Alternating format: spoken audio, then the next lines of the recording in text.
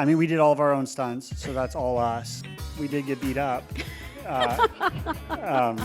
Part of our writing process is trying to hurt each other the most in the script, which is probably how the fight escalated the way it did, which was just like, oh, okay, I'm going to throw you through a table. And then I'm looking at the draft, I'm like, wait, what? And then I'll say like, oh, well, you go down the stairs.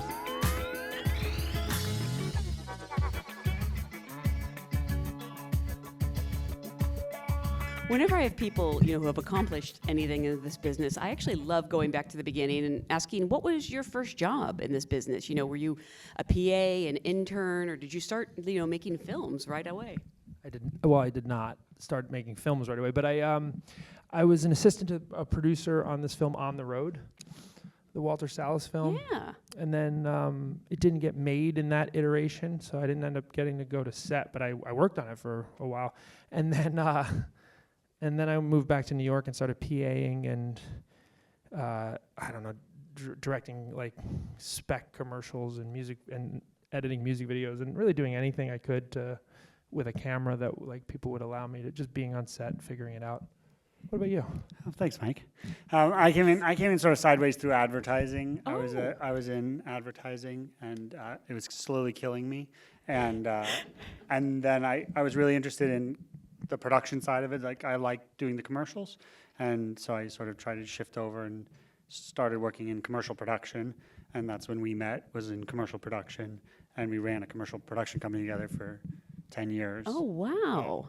And then I know your first film, The Climb, was started as a short film, and then when you were able to make that into a feature. Yeah, we were doing a commercial, and we had a bunch of crew and gear, and we had written this short, and we were like, basically we paid them on the commercial to work on the short. So we didn't have to spend any money on the short. Even though technically Ryan Heller, who's here, who bought the short, we told him it cost more than it did when he bought it. So, so actually, Ryan, disregard that comment. The short still cost $10,000. But yeah, that's how we would always sort of make commercials and then use whatever resources or money we had to make short films and then feature films, and sort of we just. That's really smart, actually. Yeah, that's clever producing. Well, again, congratulations on a wonderful and uncomfortable film. I am sort of curious about, what was the initial spark or the idea that sort of became the story that became Splitsville? I think we tossed around ideas a lot. I was about to make some stupid comment, but I decided just Please to do the make real the stupid thing. comment. No, it's fine. We toss around ideas a lot. I mean, we've worked together now for 15 years, and so we're constantly, as we're writing, we're sort of coming up with ideas. But this sort of centered around this idea. We had friends who were very like intellectual about their dating lives and very like heady about it, and they're like, oh, I'm okay with it, and like she can sleep with whoever she wants, I'm cool. And we're like, oh, what if you pressure tested that? Yeah. Like, what happens when that really gets pressure tested? And that was sort of that beginning spark, which then turned into the conversation we said, which was like, oh, if my character slept with his wife, what was the first thing that happened? He was like, oh, I just started fighting you. And we were like, Yeah, it was because it was sort of like everything starts with character. We're like, oh, a character who consistently tells people about how not jealous they are, even though no one's asking. Yes. Right? And so you're like, why do you keep telling me how okay you are with things? And then you find out 6 months later they weren't okay with it. And this is like, people in our lives.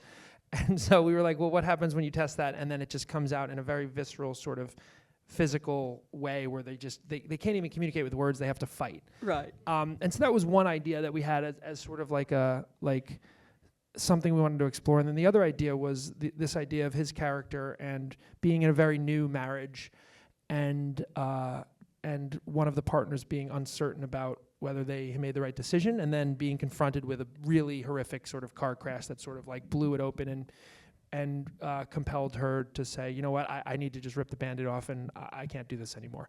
And so it was sort of those two things became anchors for this story that we wanted to kind of explore. But I think we understood who all these characters were, and so we said like, we recognized all four of these characters, and then we just sort of built a plot that went to crazy places with those characters. And when you're writing, are you developing the roles? Do you know who's going to play them? Like Kyle, were you always going to be Carrie and Michael was going to be Paul, or was Michael like, you know what, you get your eyebrows burned off? Well, that was was definitely definitely true. aimed at me. I think there's two parts to that question.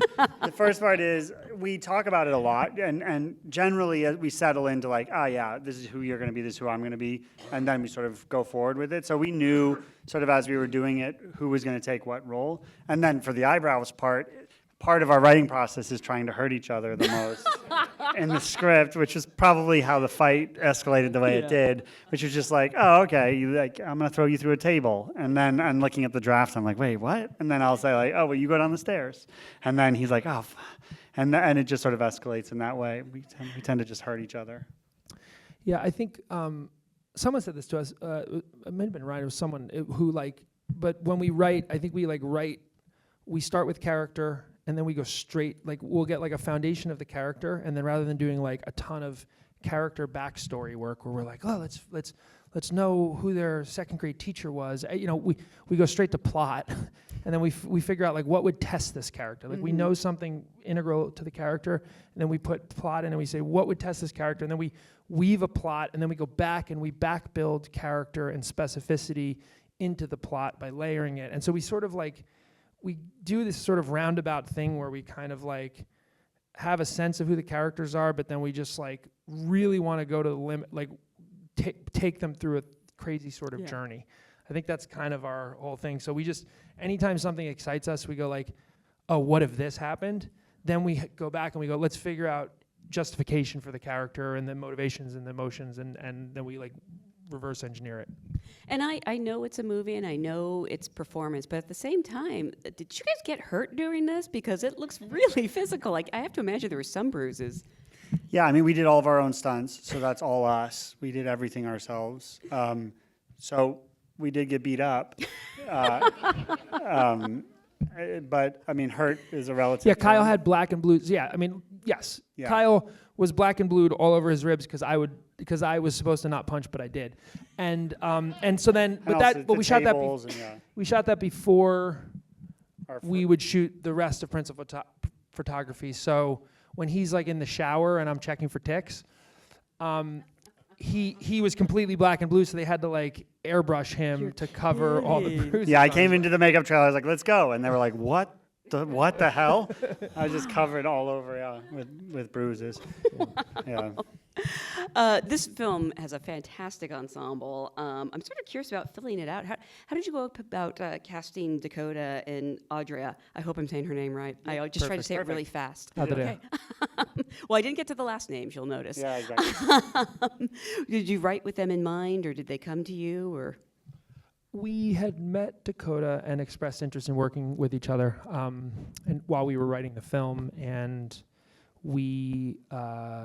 so we sort of had her in mind, and you never know if she would want to do it, but we had dreamed that we thought she was perfect for it, so we wrote the role with her in mind, and when she read it, she really responded to it, and we quickly dove in, talked about it creatively, and she came aboard and came on to produce also, and Audria, we were such fans of with the work that we had seen, and especially Hitman. It was sort of another dimension to her, to what she can do. It sort of opened my mind to the fact that she wanted to play not just comedy, but ridiculous characters who go to crazy places and take chances, and so that excited me. And then when we met Audria and shared the script with her, I was like, oh, this person is she's got a whole nother gear that she hasn't accessed in film, and this, I think this film just scratches the surface of it. She's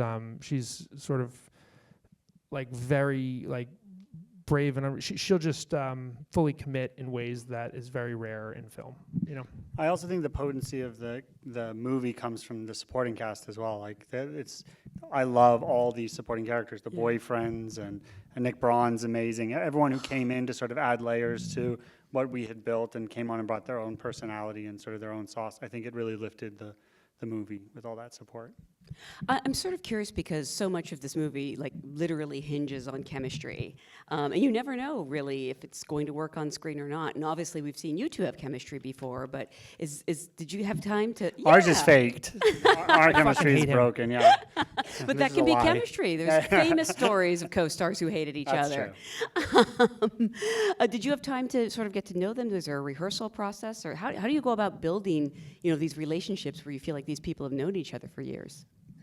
Well, I think it's different from each character. We had some time to rehearse with Dakota. Some other actors would just come in and we would be like, all right, let's rehearse this morning on the day and then get into it. Typically I like to do a lot of rehearsal. This film didn't really allow for it with the schedule, but we cast this thing very specifically in that everyone who was brought into this film really understood the assignment, which was, you're not in a comedy. Mm-hmm. And I think understanding that they weren't to act as though they were in a comedy takes the pressure off, first of all, and it also just allows them to just understand where the character's coming from in the scene, believe the stakes of it and the sadness of it. David Castaneda, who plays Fede, is amazing. He has limited screen time and he has to do heavy lifting with like one line here and one line here, and he comes in and he's like, I really think Fede in this scene, in this moment, he's vulnerable and he's like, he's heartbroken. He would try to kiss Carrie. And I was like, he would want to kiss Carrie because he's lost and he's looking, he's reaching out. And it was one of those moments, and I didn't tell Kyle, obviously. And I was like, and I let him do it. I said, but don't do it right away. I said, let's just get into the scene. Let's do it a couple times. And so we did it like 3 or 4 times. And then I pulled David aside and I said, okay, I think this is a take where you can just let, really go to that place. And so Kyle's reaction in the scene is very much authentic because he was very much not expecting to be kissed in that moment. Which I loved, by the way. Yeah, of course. But it was there's something so beautiful and heartbreaking. And like, when he said that to me, I said, oh, this is an actor who gets the assignment. He's showing up to be in an ensemble, but he's treating it as though he's the main character, right? He's like, this is my story, and this is what I would do in this moment. And Charlie Gillespie did the same thing, who plays Jackson. He is that character, but he's also just, really, that's what you crave as a director, is actors who, like, nothing's beneath them. They come in, they've got 5 lines, and it's as though the whole movie is theirs. Absolutely. And I know you've worked with other directors too as an actor. What do you hope for from a director when you show up to set? I think that the blessing is to have the space in order to be creative, and honestly the freedom to feel unrestrained in the moment. And I think one of the benefits, especially shooting on these sets, is like, there is total freedom. The script is really specific and what we're doing is really specific, but the freedom comes in the performance, and I think that's what you're really yearning for, a clear path, a script that really makes sense that you can attach to, and then total freedom within those constraints. And I think for me, that's all I'm looking for, is to come in and feel liberated to sort of explore and dig and see if I can go further in the performance side of it and feel comfortable in his vision of what how the scene's gonna be captured, and the script that you have in front of you. I actually wanted to ask, because I mean this as a compliment when I say that the dialogue sounds so organic and natural. It made me wonder if there was any improvising, but maybe not in the dialogue, just in the kissing and the punching. Yeah. I can understand. I mean, I think our process is very much to try to have a script that we know works through rehearsal, through even in when you put it on his feet, you know that you have everything you need, and then giving the actors the freedom to say something that just comes to mind. And I think with some scenes that becomes more difficult because of the sort of intense specificity of the camera work, where there's movement and there's pacing and there's timing in camera with these long shots. So those are the more challenging places where we don't really have as much room for improvisation. But I would like to think that like all the actors feel like they can, if something compels them, then they just say it, and it usually fits. And sometimes those are the best scenes in the movie. So there's definitely some improvisation here, but I think there's certain scenes that are like that there just wasn't room for it. I actually kind of wanted to ask about perfecting the tone because it is so specific, and I'm sure a lot of that is in the writing, and then you get the set and the performance. But how much of that, of your movie, is actually even found in the editing process?